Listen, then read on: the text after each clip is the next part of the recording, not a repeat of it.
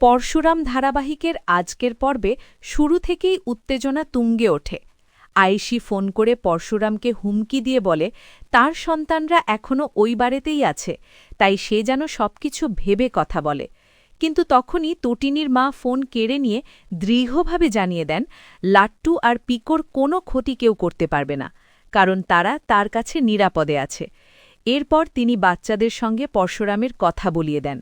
পিকো কাঁদো কাঁদো গলায় জানায় বাড়ির লোকেরা তাদের সামনে মাটন খায়, অথচ তাদের খেতে দেয় না, বরং সবসময় গরিব বলে অপমান করে।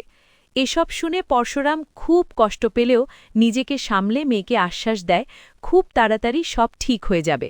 সে বলে নিজের সামর্থ্য অনুযায়ী সে সন্তানদের জন্য সব কিছু করবে, কিন্তু এখন তার প্রথম কাজ হল নিজের বোনের ওপর হওয়া অন্যায়ের বিচার আনা।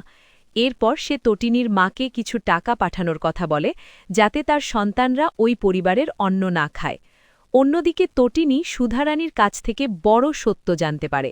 সুধা জানায় কর্ণ চ্যাটার্জি আসল টিফিন বক্স ফেলে দিয়ে একই রকম আরেকটি টিফিন বক্স ব্যাগে রেখেছিল, আর এই ঘটনার সঙ্গে মুখার্জি বাড়ির কারও যোগ আছে।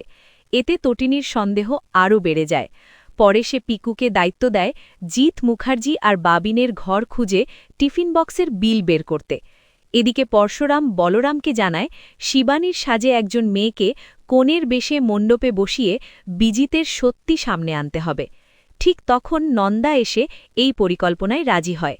অন্যদিকে বিজিত চুপ করে না থেকে নিজের লোককে দিয়ে পরশুরামকে সরিয়ে দেওয়ার পরিকল্পনা করে। সব মিলিয়ে পর্বটি ছিল ভীষণ টানটান ও রহস্যে ভরা।